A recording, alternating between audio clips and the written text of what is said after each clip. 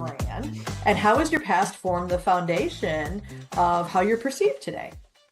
I was more focused on my past as an athlete and as a coach. And what I found was, Sue, that people weren't connecting the dots. They weren't connecting, how could this person understand business? How could they help us in business when you're not a business person? You were a coach and you were an athlete. So the branding evolved from that kind of Coach Winn. At first, initially was Coach Winn Speaks, and now it's about the Winning Leadership Company. And it evolved to help people understand who I am truly and how I can help their companies from everything that I learned as an athlete and a coach. Welcome to the Turbo Branding Show, where we'll help you ignite your growth by leveraging your brand to grow faster, easier, and more successfully. I'm your host, Sue Kirshner, and today I'm welcoming Sherry Winn to the show. So let's delve into today's episode and turbocharge your brand. So first, thank you so much for being here, Sherry. I'm really excited to, have you here to talk about the importance of leadership, culture, and the brand as essential components for organizational growth. Thanks, Sue. Everything ties in together. I think sometimes we think it's, like when a doctor looks at your knee and they're like, it's your knee. Well, somewhere along there, it could be your foot, it could be your ankle, it could be your hip, right? And so it's kind of the same thing with branding. You have to look at all aspects of it to make sure that it's right. Absolutely. Absolutely. So, and we're going to talk a lot about this. So before we go any further, let me tell the audience why you are absolutely the perfect expert to talk about this topic. Sherry Winn is a two-time Olympian, national championship coach, and CEO of the Winning Leadership Company. She captivates audiences with empowering stories and insights on leadership. Known as Coach Winn, she's a sought-after keynote speaker and author of best-selling books like Winning Leadership, for which she interviewed more than 250 top leaders, all to discover the 7 secrets to being a truly powerful leader. She's also a consultant, coach, and trainer, and with more than 3,700 hours delivering leadership programs under her belt, she molds Olympic-level leaders, earning the respect from CEOs for her pragmatic coaching. Her impactful talks, from large arenas to corporate giants like Dell, McDonald's, and Adobe, all draw rave reviews and investments from diverse organizations every year. So that's pretty impressive. Did I miss anything? You know what, I find that these things are like, everybody puts all their good stuff down and then we forget to put the real live stuff. And, we're all people, we're all human beings. And so what that means is we're going to have really great things that happen to us. And then they're going to have things that we're like, oh, crud. So thank you for that beautiful introduction. I really appreciate it. And yeah, you did me beautifully. Thank you. Awesome. No problem. So, all right, let's dig in. So let's start talking about how you built your brand to transition from an athlete to a corporate leader first. And then I would love to pivot and have you share your insights on how organizations focusing on core values, culture, leadership, and the brand can lead to intentional growth. So let me ask you first, let's start with your brand journey. What is your brand and how has your past formed the foundation of how you're perceived today? Right. So I've really been focusing on winning leadership because using my last name, which is Winn, and then using winning leadership, which I think everybody wants to achieve. Nobody wants to say, oh, we want to be losers. Let us be. Exactly. Nobody does that. Everybody wants to win. So I've really been focused on that. When I started, I was more focused on my past as an athlete and as a coach. And what I found was, Sue, that people weren't connecting the dots. They weren't connecting, how could this person understand business? How could they help us in business when you're not a business person? You were a coach and you were an athlete. So the branding evolved from that kind of Coach Winn. At first, initially was Coach Winn Speaks, and now it's about the Winning Leadership Company. And it evolved to help people understand who I am truly, right? Not that old high school coach that you had who maybe was crazy, or maybe your junior high coach who was maybe crazy, or maybe your college coach who was a little bit insane. And you're like, no, we don't need to run because we lost. We're just run, no practice. I was never that coach to begin with. And the most important thing is to help people understand who I truly am and how I can help their companies from everything that I learned as an athlete and a coach. Yeah, no. And do you find yourself leveraging more your leadership coaching skills, helping leaders be that coach, so to speak, or is it more just about team dynamics? and really focusing in on how do you get a team to rally towards a common goal? I think both. So I really talk to people about developing, Olympic level leaders. So let's talk about that and get them hooked on the Olympic thing. You Yeah. have to you have to use what you have. So being an Olympian is very unique. Not very many people achieve that status. In fact, it's easier to get struck by lightning than to be an Olympian. So I Wow. must use that, right? That's got something. So people have to have that little piece because they want Oh to know yeah. that piece. They want to know an Olympian and they want to know some of the stories around that. Yeah. But also, as a coach, on the other half of that, how do you get people to work together? How many times do I see, companies who go, well, we have silos, but that's okay because that's just part of the company. I'm like, no, no, no, no. What you're telling me is you have people that won't work together, which is not okay. It's never okay. So it's both of those, developing high performance teams and also developing that Olympic level mindset for unprecedented success as a leader. Yeah, yeah. No, I love that because what I've seen with a lot of companies too, and I don't know if you've ever been brought in to touch on this, but when you talk about team silos and things like that, there's always the big rift between marketing and sales, and how you can get everyone to be aligned and working towards the same goal. I'm sure is maybe something you've encountered here with your coaching and consulting. Yeah, it's true. I mean, so many people, they get on their turf and they protect their turf. Like, this is my turf. There's no possibility of great success if you're protecting your turf and not collaborating.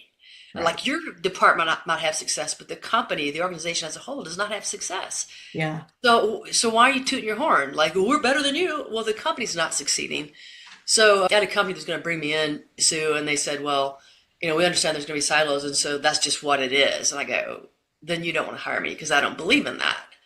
And they were flat. They just were like, you don't want to take our money? I'm like, no, because if you don't believe that you can change this, then you're going to keep experiencing the same problems over and over again.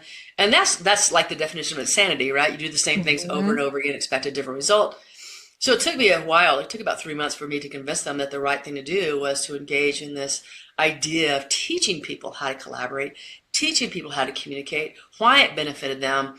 And it took a while. I mean, this is not something that like you go in and snap your fingers over. But it took a while. We were able to do that. And then they had, what happens when you do that? You got people that are more engaged. You have people that want to stay in the company because they're not fighting against somebody else. Do you know that 28% of people who don't show up at work, they don't show up because there's a conflict? And so they're just avoiding the conflict. Isn't Uh, that insane? yeah. Right? So you have to do, you really have to help people understand there is a possibility of doing this. And without training them, it's impossible. You have to train people to that next level of success. Wonderful. So let me ask you this. We talked about rebranding yourself from a successful athlete to now, being in business and a leadership coach, but who is your target audience? Who are you trying to convince? Well, that's really an interesting thing because and everybody goes, you got to have a tighter niche. And I'm like, not really.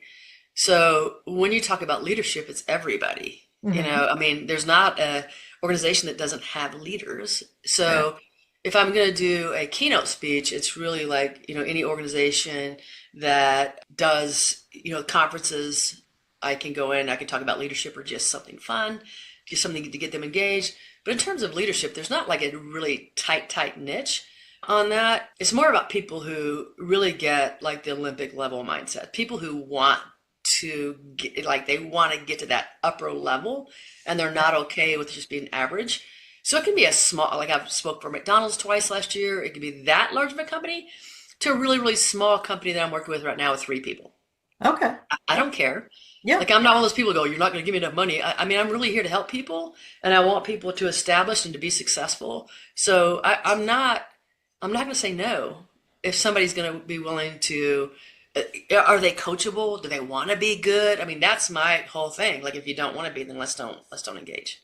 Yeah. No, I love that. Are you coachable? So, well, let's talk a little bit more because I'm sure there's a lot of people listening who also are either rebranding their skill set or trying to establish themselves as an expert to help organizations. What was your first step in shifting people's mindset, from you as the athlete? What are the actual activities that you focused on to make this happen for you?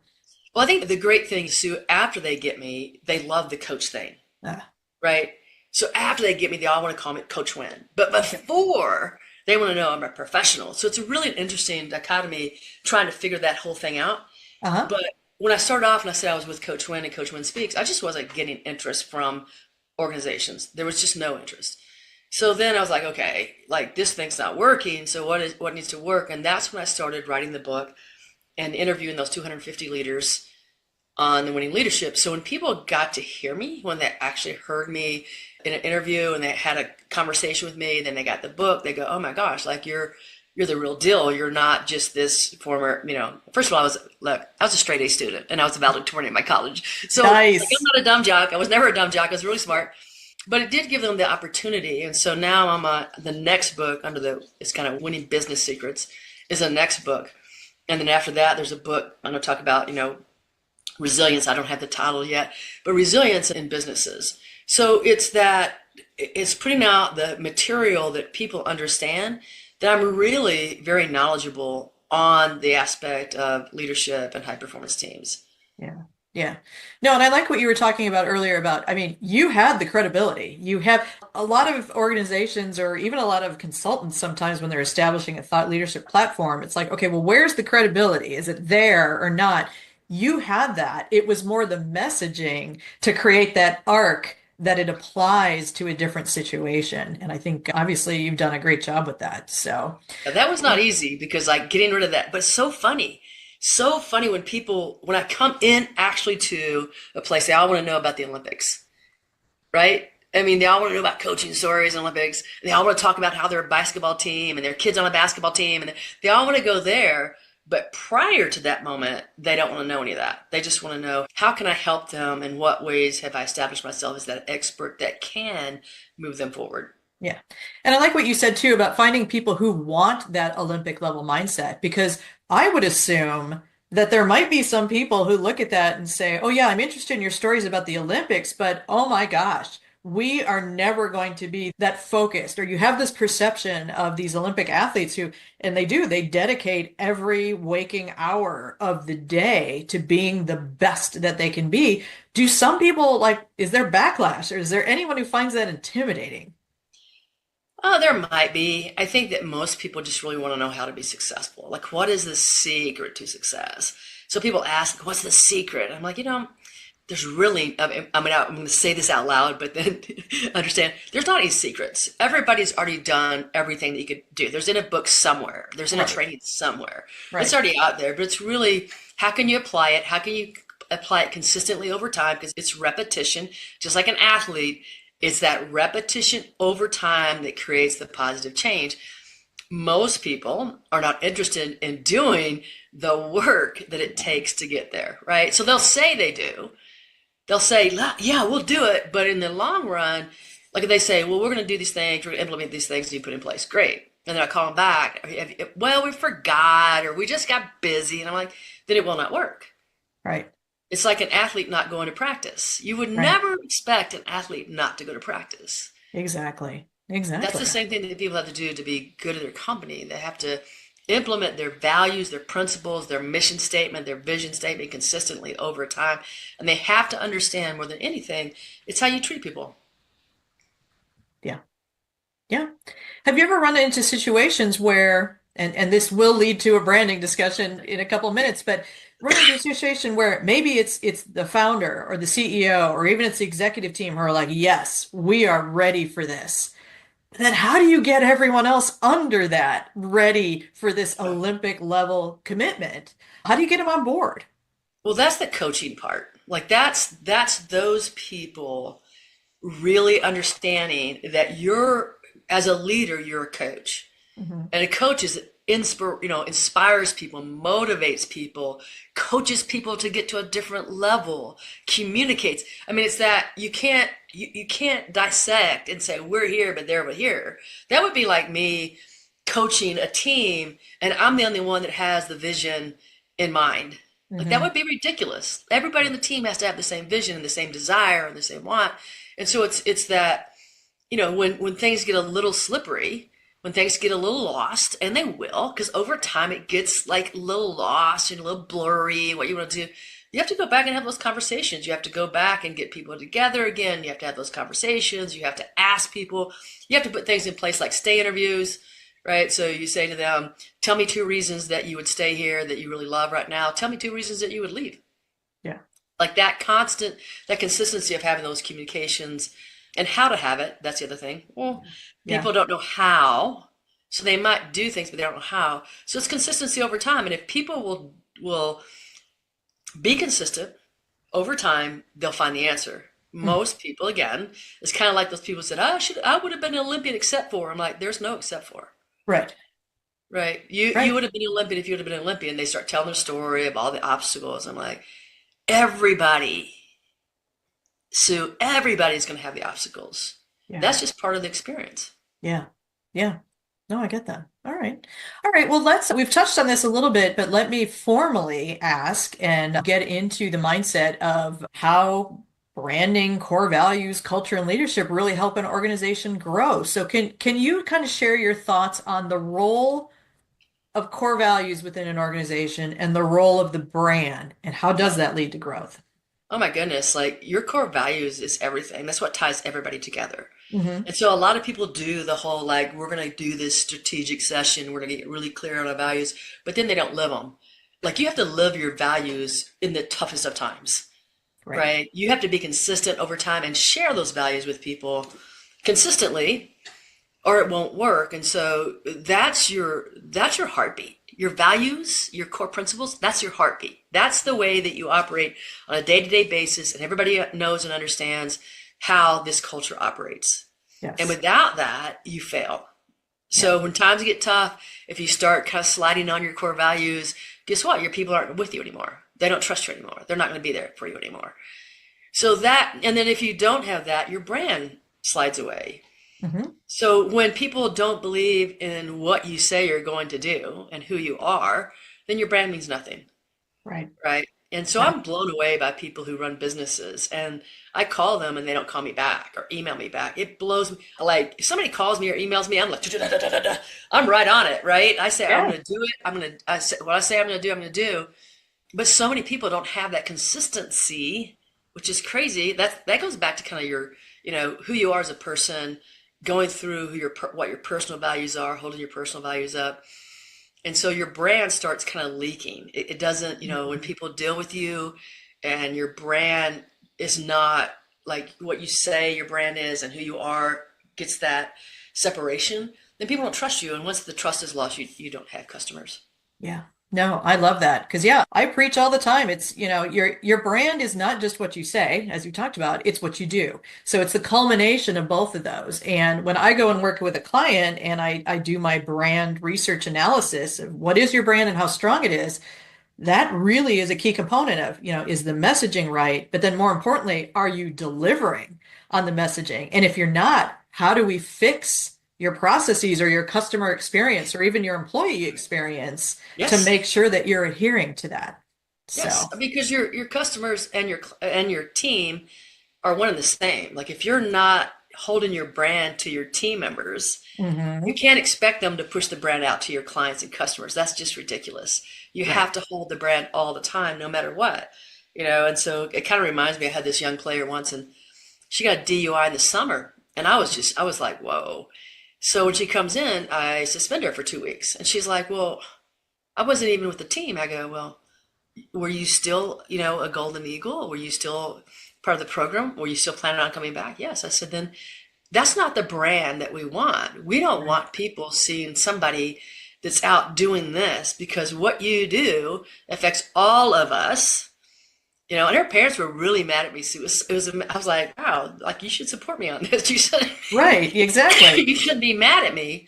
Yeah. And so I think it's just kind of the same thing that you see is you really have to take every single effort to make sure that people feel, this is the important part, feel your brand, not just see your brand, but feel your brand. Yeah, I like that. I like that. It reminds me of a story. It was a client of mine, and this was a number of years ago, but they were growing. It was an IT managed service provider company, and they were growing so fast, bringing so many people on that their core employees who really helped build the success started to leave. And exactly that, the CEO was like, "Well, what are you doing?" And they're like, "Well, you keep bringing all these new people in, and we have no direction anymore. They're not adhering to the culture. They don't understand it and all this kind of stuff. So we started to work with him, the CEO, and created, went through the brand process to help them redefine, well, who are you now? Right. And what are your core values and what is your culture? But I loved the tool we created for him. He would go into every strategic meeting and he would have a little index card. And on one side were the core values, and on the other side was the brand promise. And at the end of every meeting, he would throw it on the table and he would say, okay, all the decisions we just made today, are they adhering to our core values and are they strengthening our brand promise? And if they're not, why are we doing this? Absolutely. And it was perfect because it was a great combination of communicating and also walking the talk. So, Yeah, if you don't walk the talk, then it's going to land on empty ears. I mean, there's yeah, so many companies. I saw this with teams and coaches and whatever. They would say things, but they didn't live them. I was like, man, like if you don't live them, then you're confusing the people around you. right. You have to live it. You can't say, for example, if it was me and I was still coaching basketball and I tell my players you shouldn't drink, and then they see me at a bar drinking, right? Then Right. the message is lost because if it's good Right. enough for me, it's good enough for them. And so you have to live it and they have to know that you're living it. You can't like slide by and then go, well, it's because I'm me and you're you. No. Right. Mm-mm. Right. Mm. Exactly. We're all in this together as a team, right? So, something you and I talked about when we communicated prior to this interview was about how brand and culture are not a one and done type of an endeavor. Can you elaborate a little bit on that and maybe some I think it's an pushback you everyday get? thing. Right, it's an everyday thing. I mean, culture and brand, I think they're intertwined. And it's not a checklist thing. And when I say to people like culture, it's not one and done. It's an everyday. You have to every single day, like your coaching client, every single day that you do this so that you're living in the culture, right? Because people will say our culture is bad. And I go, well, do you understand you're part of the culture? Like what you're talking about is you. Like, let's be really serious here. What are you doing to help the culture? Right. But I learned this lesson when I was coaching basketball. It's so funny. So this guy just got a new head coaching position. And so the men's coach, very first day of practice, his guys are down on the gym floor and they're push-ups, conference champs, conference champs. I mean, they're screaming this out. And I'm like, dude, conference doesn't start till December. This is August. And he goes, the vision starts today. Mm, Like that vision starts today, that culture starts today. And so every day they do push-ups and they scream this out, right? In practice, at the end of practice, beginning of practice. And then he did the most remarkable thing, which is what I implement into companies, is that how do we keep that vision going? Well, part of it is that he would sit down with his guys yeah. and he would say something like, oh, John, you're the guy that's going to help us win the conference tournament because you're the guy that's going to grab the rebound when we need it. So he was consistently selling the story, even Yeah. with his people, in such a way that they connected to it. And I learned from him. I just was like, I take notes. I go, oh my gosh, this guy's brilliant. I'm going to take notes. And it was the same thing when you're talking about organizations. Like, what are you doing to consistently sell to each of your people? Like, if you're the top, if you're C-suite, are you sure that your middle managers are passing the message along Right. consistently like you want it to be passed along? In what ways are you evaluating that? Because that's usually where the message gets lost, right? Right. Right. Absolutely. Absolutely. So, yeah, it's funny because I, used a metaphor even on my website, but I talk about the fact that, brand building, it's like exercising, right? So it takes a while, to get the strength in your body and your organization, and then you have to maintain it. Or if you have new goals you want to reach, maybe you want to, be able to bench more weight, or maybe you want to be able to run a marathon, or you want to do something, you have new goals, you've got to work towards those. Right. So it's not just, hey, someone comes in and helps us define the brand and great, we're done. It's all good. It takes a while to get to where you want it to be. Mhm. And then you have to maintain it or continue to grow it. Otherwise, as you know better than I do, and with my even exercising myself, it takes so little time to lose it. Well, I mean, think about some of the brands that lost, Yeah, right? I mean, because they didn't keep up or they made one, I'm thinking about Bud Light right now, yeah, one mistake that they really didn't test the market for, right? So I'm not speaking up against any kind of, transgender person or I'm not speaking up against that. What I'm saying is they didn't test the market hmm, to see how people would react to that. And they lost like a ton of business. yeah, And so you don't want to, if you're going to change something or if you're going to, use your brand in a different way, you've got to test the market because that one thing can cost you millions of dollars, right? Millions of dollars. right. Exactly. Exactly. Mhm. So, Mhm. yeah. So, can you tell me? I think when we were talking last time too, you shared an example of a bank that you had worked with that had kind of drifted from their core values and their brand. And I didn't know if you could maybe share that story because I thought it was definitely a, hey, I can see, it should be a story that people can see themselves in. And I thought that was definitely one that a lot of organizations could I've take. worked with several banks, and Okay. so but it really comes down to the same thing again and Yeah. again and again is do you sit down with your team? I mean, with your core group of just like when you're branding, it's not going Yeah. to be a single decision. Like you got to get the buy-in, and so do you sit down with your C-suite executives? You guys do like a strategy session where you're all aligned, and in what ways are you aligned? So can you what I love to do is put like what's your for people like for the bank, for example, what's your unique edge? What do you bring that nobody else brings? Like what does the Hmm. bank bring that nobody else brings? So what is the thing that when people think about your particular bank that people are going to see you for that particular thing? And so then you have to have everybody on the team identify their particular thing that they're bringing, their particular uniqueness, their particular edge, and you got to put that into it. Like how does what I do affect our overall brand or overall mission and all that kind of thing. And you have to really then say how does your particular skill, what you do, your unique edge, your unique brand, what your unique is, how can you reach, like, how does that coincide with your team members over here? Like, Mm. how does that connect in such a way? And Yeah. so it's really, and again, like you do this, but you can't just leave it on the table. You can't do one thing one time and leave it on the table. I mean, you have to identify, what are the things that we've been doing that have really moved us forward? What are the things we need to stop doing? What identifies as our uniqueness? How can we brand that in such a way that people are identifying with it and standing tall with it? And so it's one of these things that I think everybody wants to do because it's like fun. Let's do this. It's a fun exercise. And Yeah. then nobody wants to do the follow through. It's Right. kind of like, to me, it's kind of like the people, players always want to play in the game, but it came down to practicing. They're like, maybe I don't want Yeah. to do that. Right. Right. Exactly. Exactly. And you're right. I mean, the vision and the goal and all that gets people to want to do the hard work, right? If you can sell the story and get Yeah, everyone on board, they will do that. So, right. a couple more questions here for you. I like to talk about the having a strong brand, the benefits of strong brand. We've touched on a bunch of those here today, but it also helps protect you from attacks, so to speak. So whether if you have a strong brand and your customer base is loyal, it kind of does protect you from the fact that maybe you make a mistake and they forgive it, right? Or maybe a competitor starts to really try and aggressively enter your market, but no, your strong brand keeps people loyal to you and things like Hmm. that. What about culture and core values? Is there something like if you have a really strong culture and core value, what does that protect you from? Well, everything. Yeah.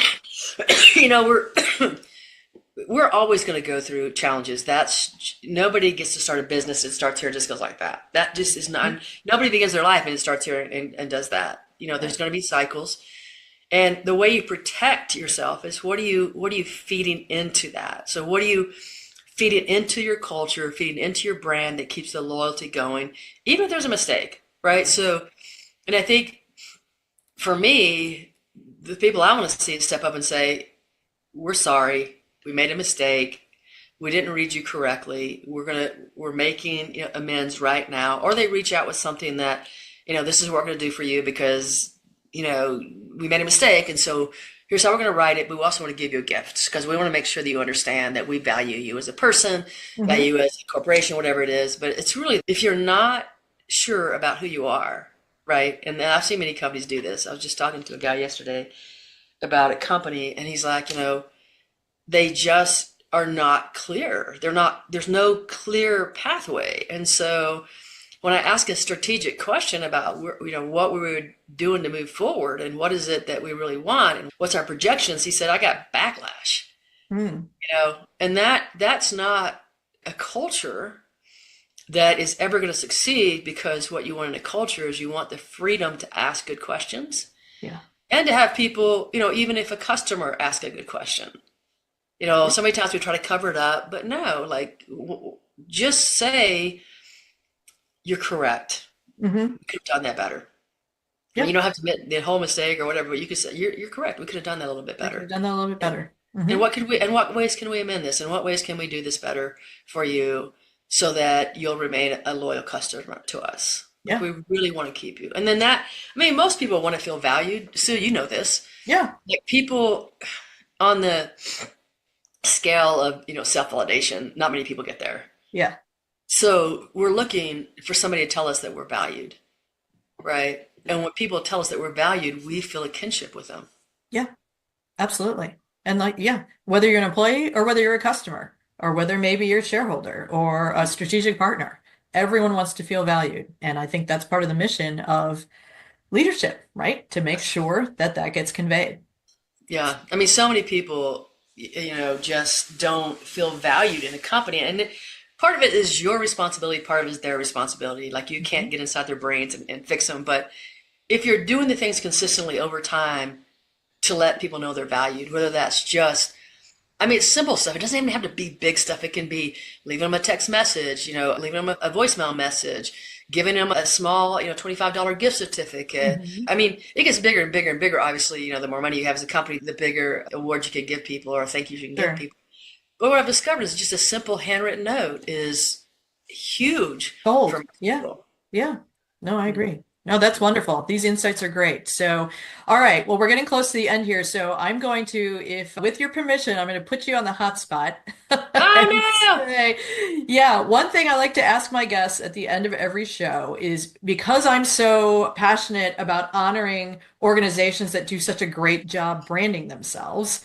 I'm going to ask you, what is a brand that really stands out to you that you just admire everything they do? And it could be a small company, it could be large, but who deserves a shout out? well, there's some obvious ones, but because I did a couple of gigs for McDonald's last year, they're so good. McDonald's are everywhere, Yeah, right? And they're so right. good at the consistency of their commercials.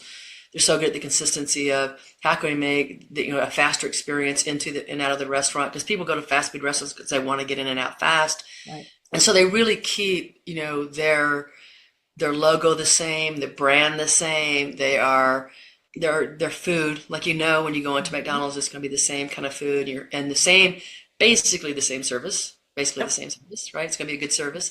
Yeah. So I feel like obviously that's a big one because you're like, well, you can see them everywhere, so that's not Right. hard. You see the Right. golden arches, you know what it is. Yeah. But still, I mean, over time, how long have they been around and staying at the top? Right.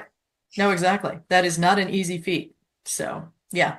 No, it's funny. I've had some guests even nominate like their local dry cleaner, which I was like, really? They have a good brand? He's like, well, if you talk about what branding is, a lot of it is the experience, and consistency. Like you said, I'm like every time I walk in, they say hi to me. I always consistently, I know what their cost is going to be before I walk in there. Yeah. I've never had a problem with the actual delivery of the service and all that. And they're like, I just want to give them a shout out for being Cool. consistent and friendly. I'm like, oh, that's Well, awesome. since I live in the middle of nowhere, Yeah.